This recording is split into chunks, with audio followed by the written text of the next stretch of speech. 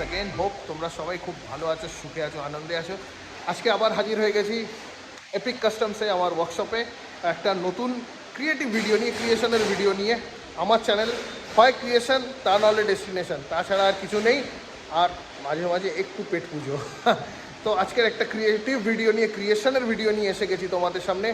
Thumbnail বা title থেকে বুঝতেই পেরেছো যে আজকের ওয়ার্কশপে এসছে হন্ডা হাইনেস। তো ফার্স্ট টাইম হন্ডা হাইনেসের কোনো ক্র্যাশ গার্ডের ভিডিও আসতে চলেছে। আজকের আমার ইউটিউব চ্যানেলে। তো তোমরা যারা যারা আমার সাথে এই ভিডিওতে জুড়ছো, তো প্লিজ চ্যানেলটাকে অবশ্যই সাবস্ক্রাইব করে দিও। ভিডিওটা ভালো লাগলে অবশ্যই একটা লাইক করে দিও। আর কিছু জানার থাকলে কমেন্ট বক্সে জানাতে পারো। তো চলো শুরু করি ভিডিওটা, আর ওয়েট করবো না। দেখাই, অলরেডি ক্ল্যাম্পিংয়ের কাজ মোটামুটি কমপ্লিট, পাইপের কাটিংয়ের কাজ চলছে। চলো সাথে থাকো, দেখতে থাকো।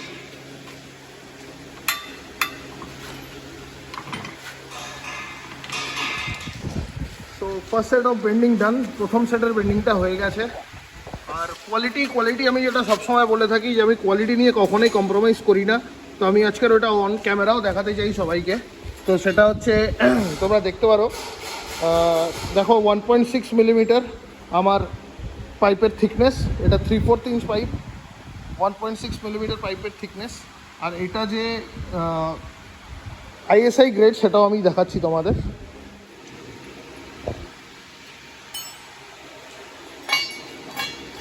ISI mark.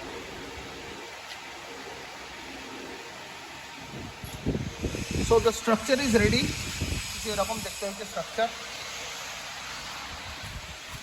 এখনো পুরো কাজ এখনো বাকি, সাথে থাকো, দেখাচ্ছি কেমন হবে।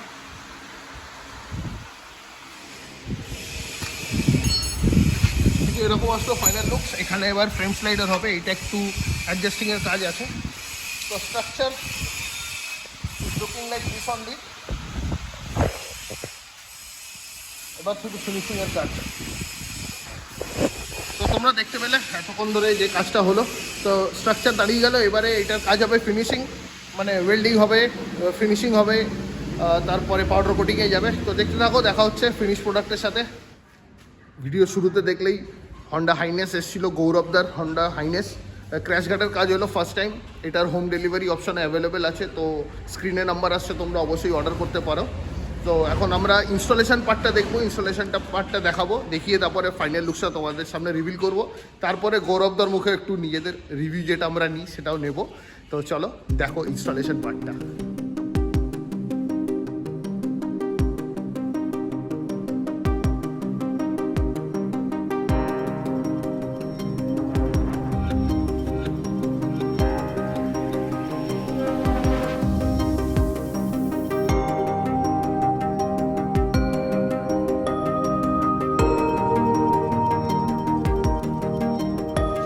পুরোপুরি plug and play option.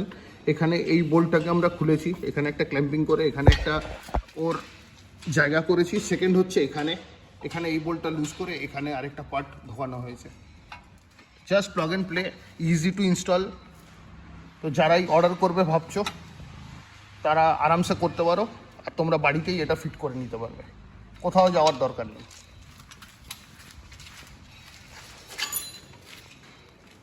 So quality আমি আগেই বলেছি, দেখো পিওর 1.6 মিলিমিটার পাইপ আছে, মানে 1.2ও নয়, 1.4ও নয়। Heavy crash guard.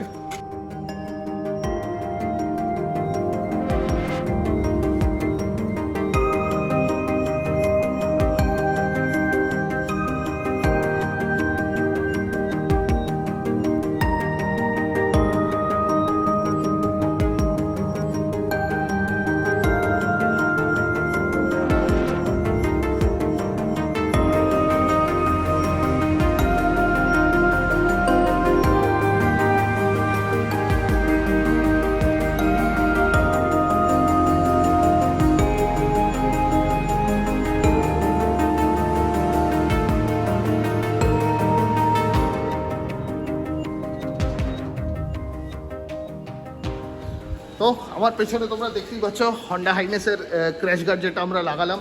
ভিডিওতে আশা করি দেখেছো। তো এখন আমি গৌরবদাকে ফ্রেমে নিয়ে নেবো। গৌরবদার বাইক, গৌরবদার মুখে আমরা শুনে নেবো গৌরবদার এপিক কাস্টমসের সাথে অভিজ্ঞতা। আর ফিডব্যাকটা নেবো অবশ্যই, যেটা আমাদের জন্য খুব জরুরি তোমাদের কাছে ওই বার্তাটা পৌঁছানোর জন্য। তো অফ টু গৌরব দাঁড়াও। তো ইমরানকে প্রথমত মানে থ্যাঙ্কস লট, কেননা thanks কি আমার বলছে? পুরো আমি যেভাবে চেয়েছিলাম ঠিক সেভাবেই কাস্টমাইজ করার মানেই তাই মানে নিজের পুরো ইয়ে মতো করে করা, নিজের ইচ্ছে মতো। তো সো ইমরান পুরো আমার ঠিক যেরকম ভিশনটা ছিল ঠিক সেইভাবেই ও করে দিয়েছে, একদম সাটল। হন্ডা হাইনেস আমরা জানি it's a subtle bike, so things should not be loud with it.